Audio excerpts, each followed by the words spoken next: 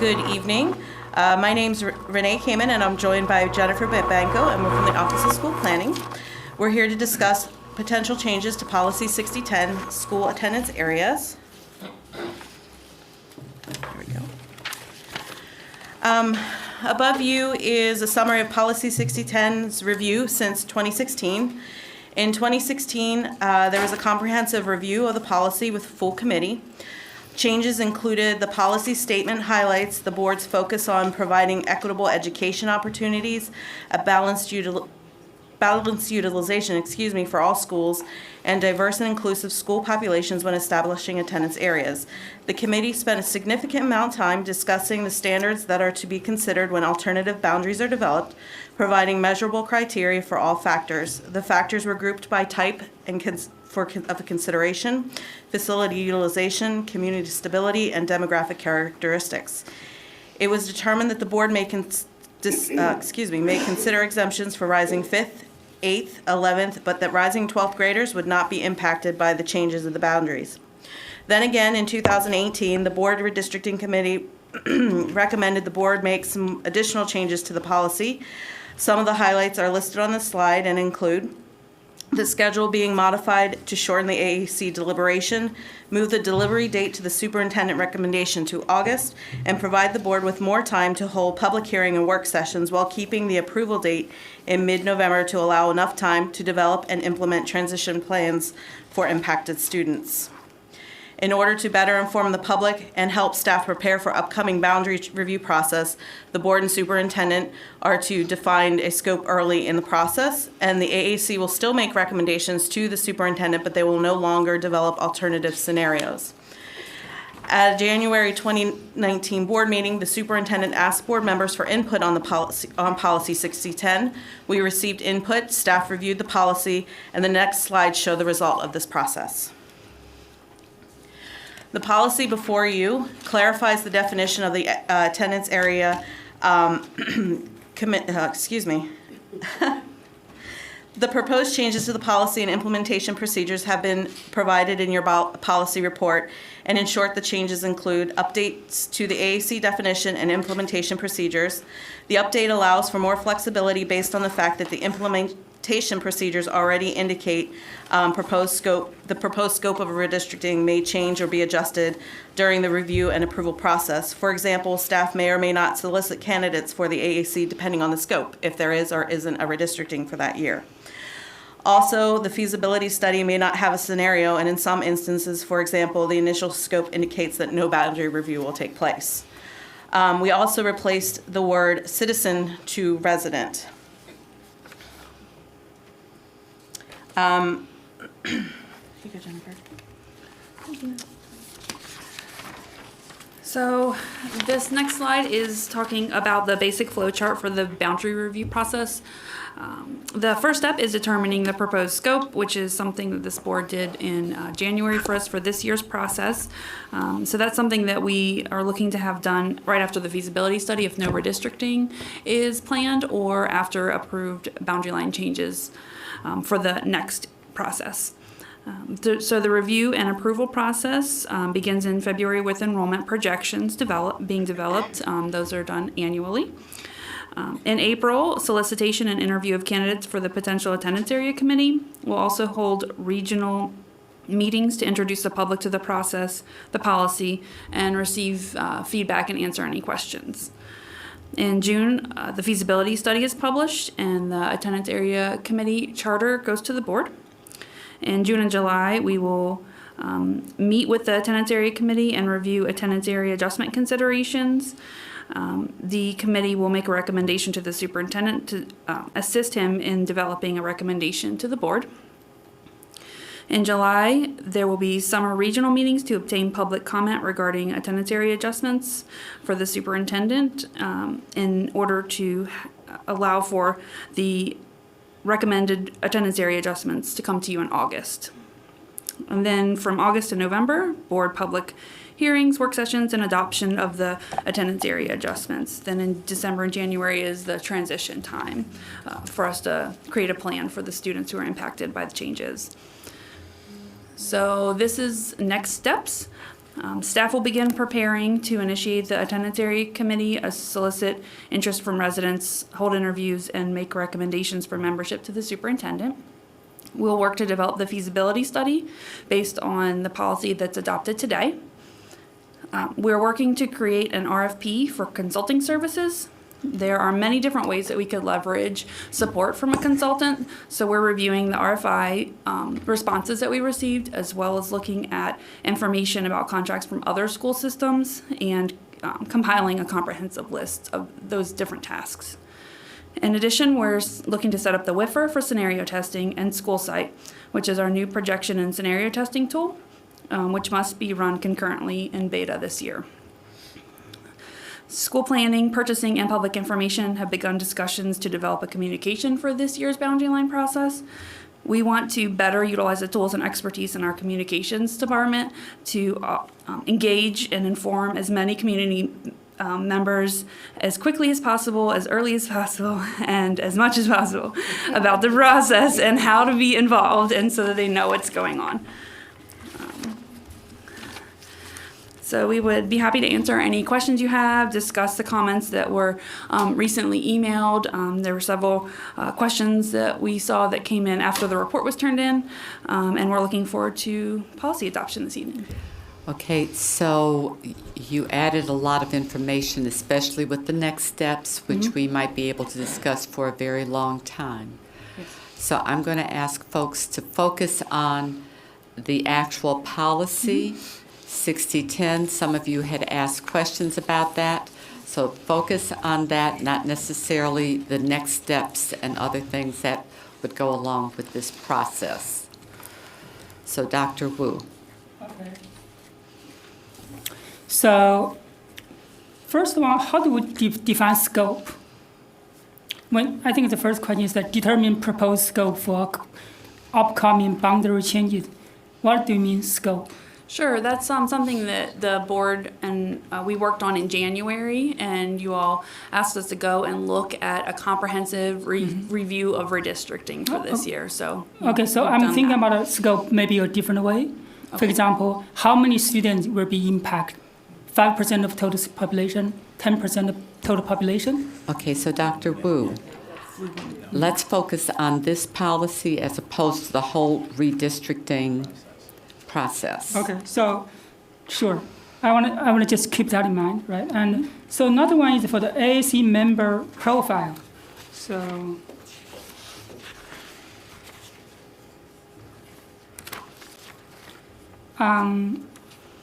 page 304, the implementation guideline. I want to make sure the AAC committee, they have a majority of committee members who have citizens in our school, because this will impact our children in the school. I want, for example, 2/3 of committee members who should have children in the school. How do we need to make a motion there, change that, or? That's implementation. That's actually a part of the implementation policies. And if I may indulge the board for a quick second, is we actually do ask that as a question in our, when we go out to out to the public and solicit membership, we actually do ask that question as to whether or not you have a child in the school system.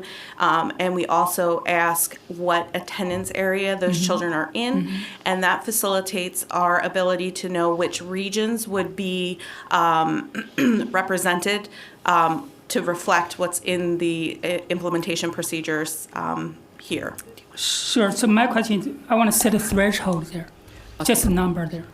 Okay, hold on for a second. Dr. Wu, if I could explain briefly. So we, as a board, own the policy itself.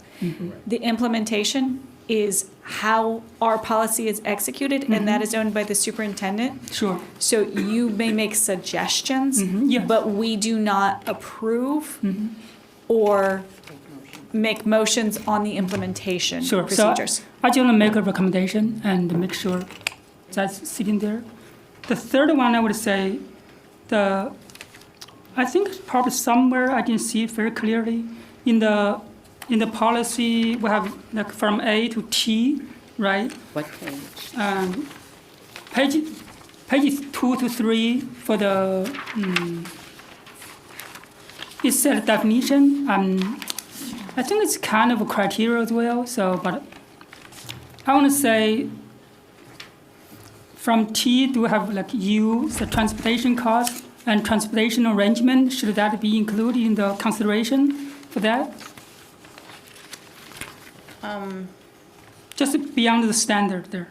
I didn't see that term in the discussion there.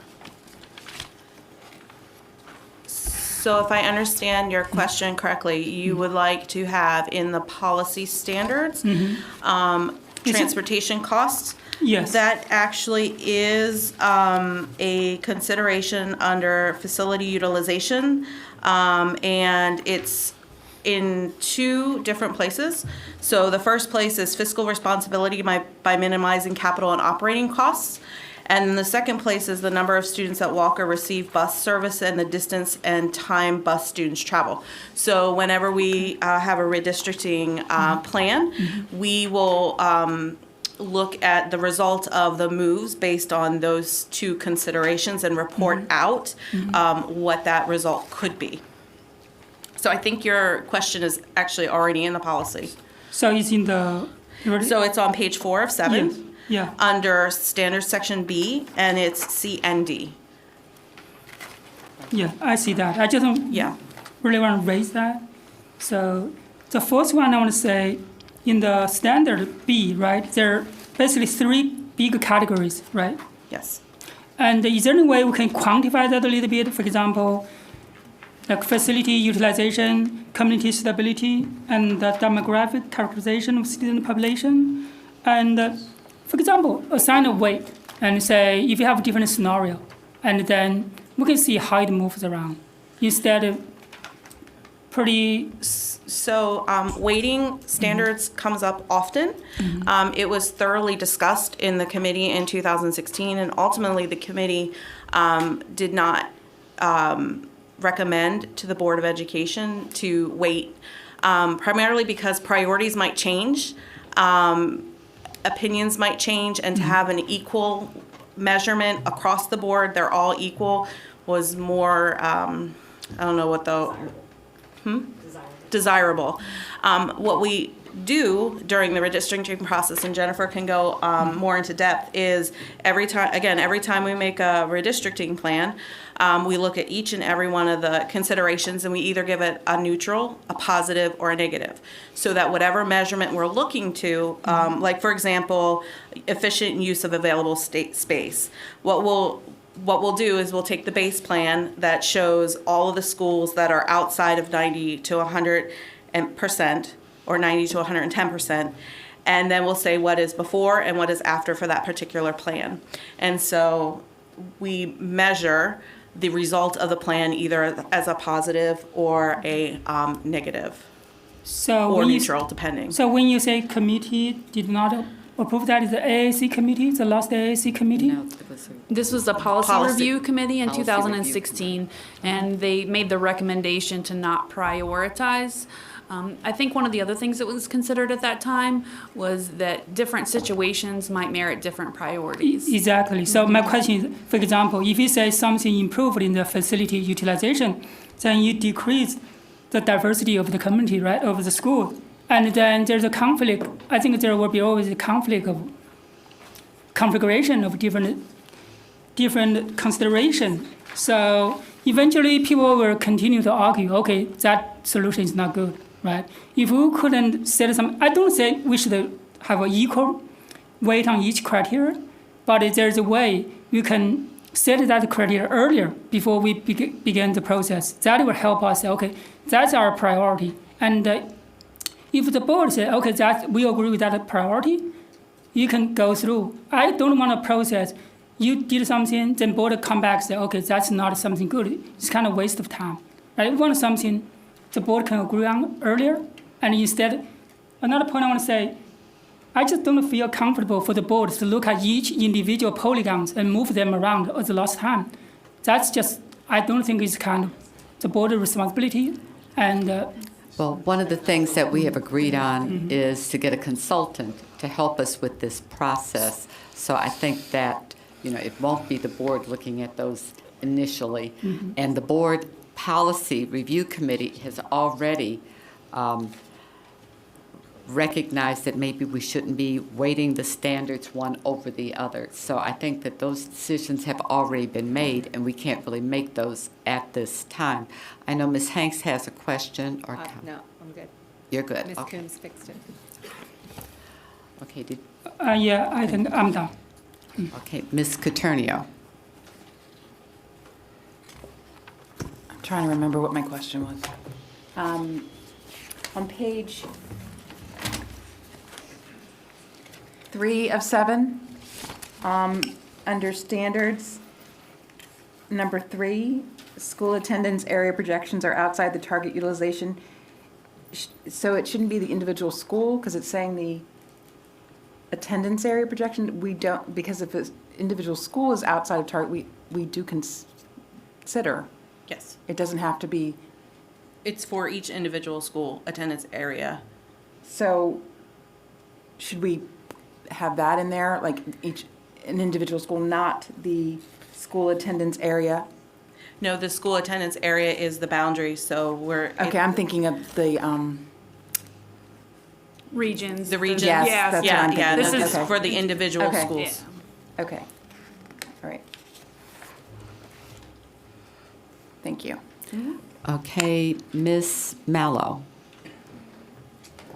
Dr. Wu, I just wanted to clarify a little bit, having sat on the Policy Review Committee in 2016, what the committee, which was made primarily up of general citizens, in contrast with other review committees, rather than it being primarily staff, there were staff on it, but the general citizens or the general community residents who were participating really wanted to emphasize balance across all 13, while we realized that some would be higher in some cases and lower in others. It was the general consensus that a balanced approach was what we were really going for, and that was brought to the board. And I will say that at that time, the board heard testimony about a weighted average, and they felt that that was not prudent to move forward with that. And so that is why the policy exists as written. To that end, that is also why I suggested the possible addition of a standard in B at the end of the first paragraph that would indicate our support for balancing the 3 main subgroups of considerations whenever possible. So where are you thinking Oh, I'm that sorry. should be inserted and? Okay, so page 4 of 7. Yes. Standard 4B, at the end of the first paragraph, while each one of these factors will be considered, it may not be feasible to reconcile each and every school attendance area adjustment with each and every factor. And then we would add a single line stating that the board intends to balance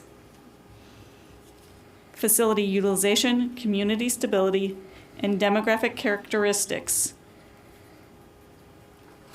when possible.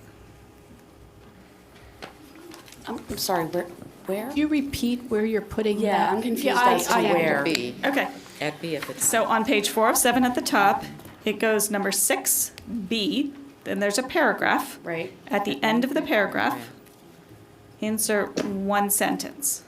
Oh, it may not be feasible to reconcile, and then, And then, Repeat your sentence one more time. The board intends to.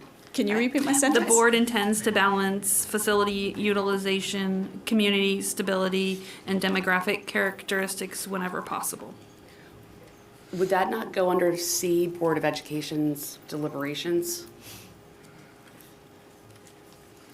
It could also go under C, Board of Education's deliberations. Could you read it back a little slower, please? Yes. The board intends to balance facility utilization, community stability, and demographic. You've already lost me. I'm sorry, it's late. Can you It's- go Sure, slower? the board intends to balance facility utilization, community stability, and demographic characteristics whenever possible. Those are the three large categories that are under standard section B. And that is why I put it there, just because those were the upcoming three main categories, under which we have further disaggregation.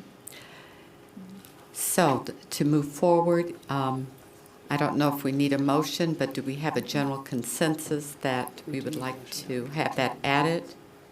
Can we do it as a consensus, Kathy? Okay, so Can I if have you a don't consent, don't consent. Can we have a show of hands? Or should we move to approve as amended? Well, Approve we the just want to make report. sure everybody's on the same page for Okay. this particular change. Okay. So, Yeah, just one. I agree. Oh, we have Mr. Blum has consensus something to say there. Blum. for this change. Mr. Blum is here. Hi, Mr. Blum. Good evening. Good evening. Good evening. Mark Blum, General Counsel. I would just want the discussion to include the following information so you would have it for your consideration. From a legal perspective, that would put an extra criterion on the board, and you could be called upon in a challenge, an appeal, to prove that you in fact balance it. Wow. And so you need to be aware that that would be a requirement and would be, frankly, from a legal perspective, a burden. I want the board to have as much discretion as possible in making your decision. And the other point is that I think that operationally in your decision-making, that would pull away from some of the independence that each board member has under the current policy to prioritize each of these 15 variables as you want. Because you're not obligated right now to balance them. So you can take any of these factors and give it whatever priority you want, even at the detriment to one of these others. But that's your individual choice. You might choose demographic characteristics. That might be your priority, and such a priority that you knowingly vote in favor of a policy that maybe doesn't serve facility utilization or community stability so well. And you are very intentionally not trying to balance. You are trying to give a priority to that particular factor. And with that addition, you might be called upon, however, to reach a standard where you're balancing them. With the increased legal constraints, I remove my suggestion. So glad to have you here this evening, Thank Mr. you. Bloom. Thank you, Ms. Rowe. Okay, are there other, let's see, who's named? Ms. Delman-Small. Thank you. Okay, so on page 2 of 7, and this is something that applies throughout the document, I think we should change staff to employees and be consistent. We're on 2 of 7. Well, it's under E, it's, for example, under equitable, it says staff reach their full potential. Just change staff throughout the document to employees. Okay. Because we've made those changes, I believe, in other policies. Staff is up in other places, though. Well, I mean, okay, fine, if you don't want to change it, but because, I don't know. I thought we've been- Dr. Hunter Dr. said Hunters. that we have, Yes, thank you for that. That is our Very intention to have consistency use of, the consistent use of employee, so we can make that change. You're welcome. Thanks. Okay. In K, we say making sure all individuals are engaged. I would say the opportunity to be engaged, because we can't, unless we're going to force them. Maybe we want to force them to be engaged.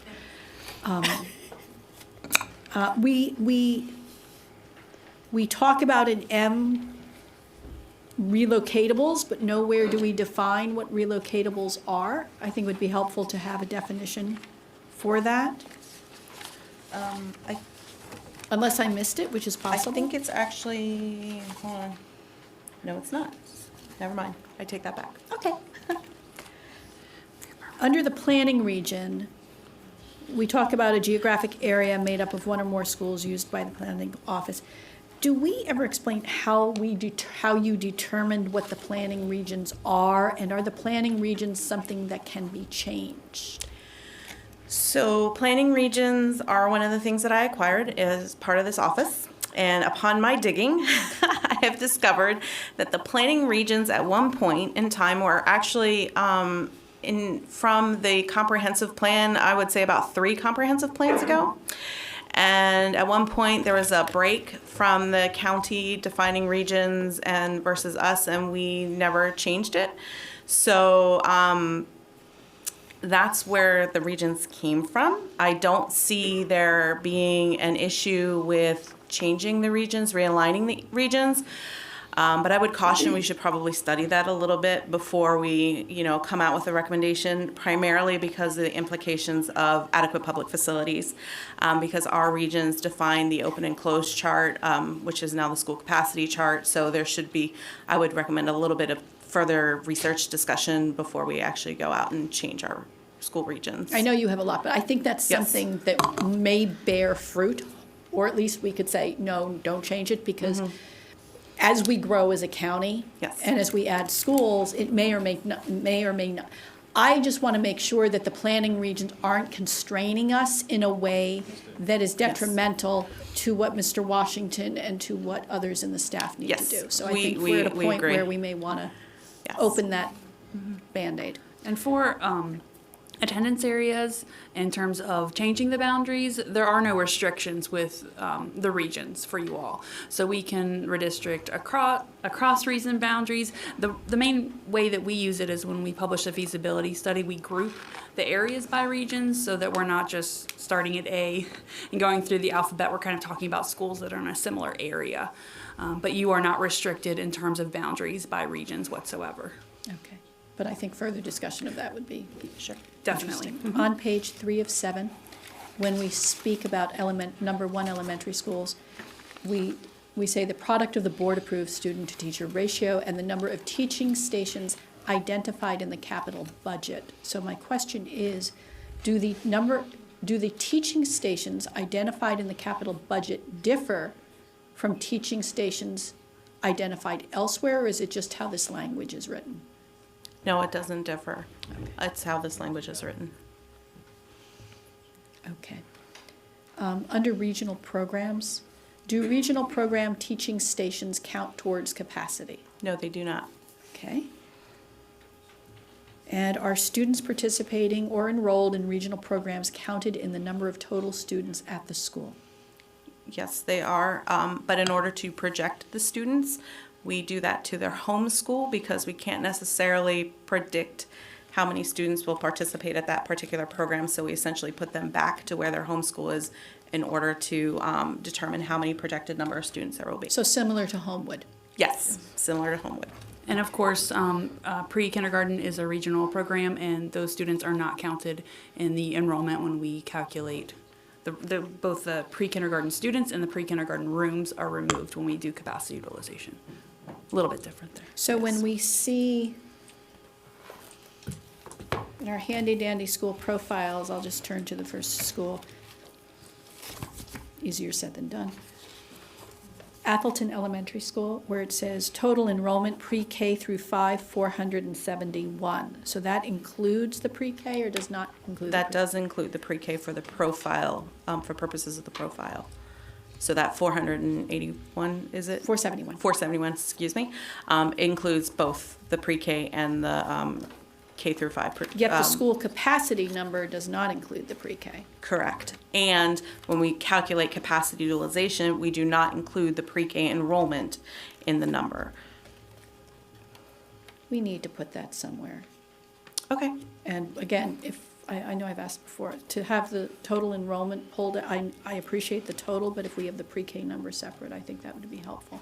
Sure. Because we have a lot of people who are trying to match our numbers and then they don't match and they go a little frustrated and we want to keep them understood. We understand. Can we also provide a definition of a teaching station? Sure. And on page 5 of 7 on C6, where it states the board may consider exemptions for rising fifth 8th, and 11th grade students. I would like to add that we may consider exemptions also for students with special needs and military families.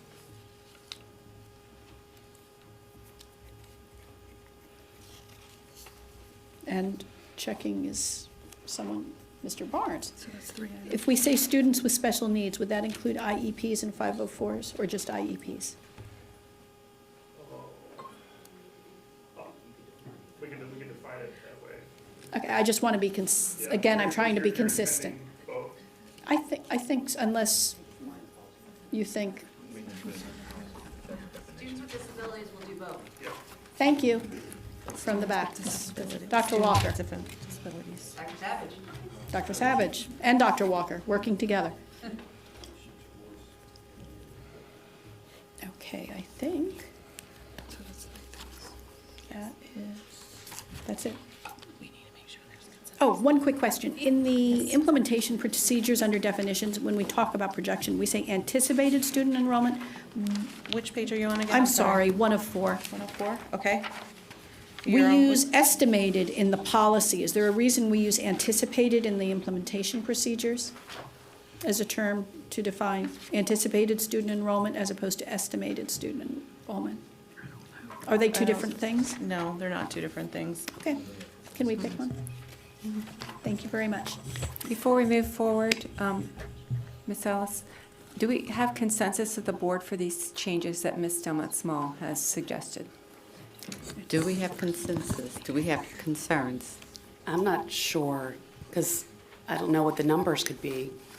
Because if everyone didn't, I mean, if everybody chose to stay, there could be capacity issues. I think she said to put in that the board would have the option to consider that. I'm not sure it even needs to be in the policy, but that's up to you guys, because you guys made that motion the last time. That's where I came from, is we made the motion the last time. And it wasn't in the policy, so you have that right to do that.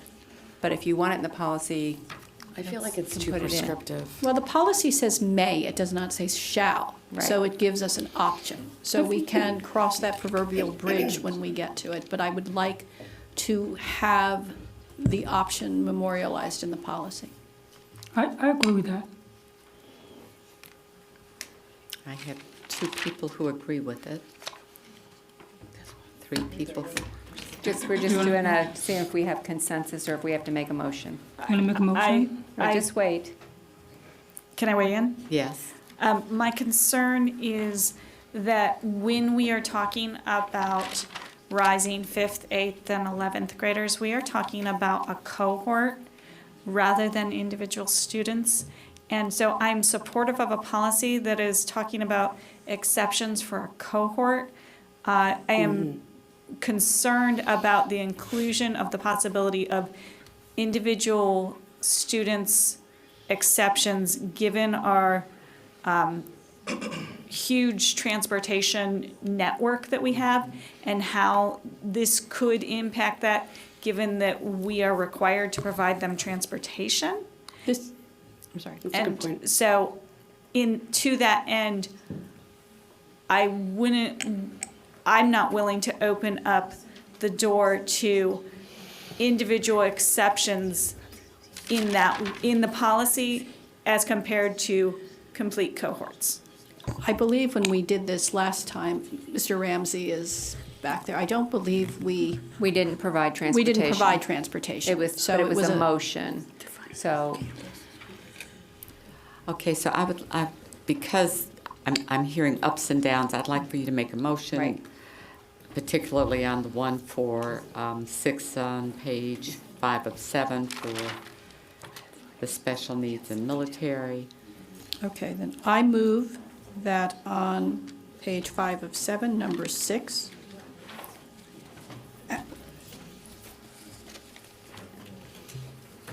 we insert after 11th grade, I don't know, I want to do it so.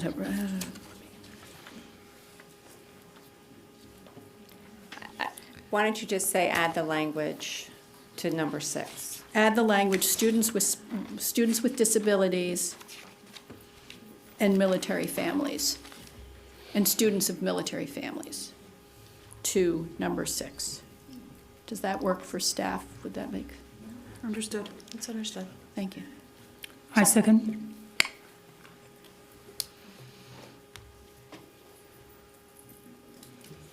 May I speak to my motion? I think you have. I think people are ready to Okay. vote on this. Okay, we have a motion by Ms. Delmont Small and a second by Dr. Wu to add the language, students with disabilities and students of military families, to number 6 on page 5 of 7. Ms. Catronio. Yes. Ms. Mallow. No. Ms. Sitapethula. No. Ms. Coombs. No. Ms. Ellis. No. Dr. Wu. Yes. Ms. Delmont Small. Yes. Ms. Taj. No. Motion fails 3-5. Okay, do you have any additional changes, Ms. Delmont Small? We have 5 more people. No, not other than what I had said earlier, which more or less were, I guess, housekeeping and definitional. Okay, Ms. Caternio. Page 3 of 7, letter S, enrollment between 90 and 110%, and then the next page, under A, it's 90 and 100%. Can you just clarify why? Oh, sure. So the capacity utilization under S, enrollment between 90 and 110% of the utilization, that's a standard calculation that we use in order to address whether crowding or not exists. After a redistricting is done, the goal would be to get between 90 and 100%, so that if there's a projected enrollment, we're not automatically putting a school at 110% capacity utilization, which is the threshold of the board's desired capacity. Okay, and just to speak to Ms. Delmont Smalls about the attendance areas, some of them don't make any sense, so I would really like to, because we've... For the regions? Yeah, the regions, I'm sorry, because... No, it's okay. There's, like, the West has, like, Pointers Run, and none of those schools are Title I, and then we've got all, and I don't know if that impacts it or not, because it's adjacency, but the way that it's done, the Title I schools are concentrated in specific areas, and there's, like, 3 of our areas that don't have any Title I schools at all, and it looks a little wonky. So I would support relooking at this a little bit. Sure. Thank you. Okay, so, Ms. Ellis. yes. I'm sorry, staff pulled me aside. I need to know that we have consensus on the definition requests that Ms. Delmont Small asked for. Teaching station, what were the other? And relocatables. Relocatables. Which is part of the definition. It doesn't have its own definition, but it is included in. Permanent school capacity. But we could differentiate that. That's not a problem.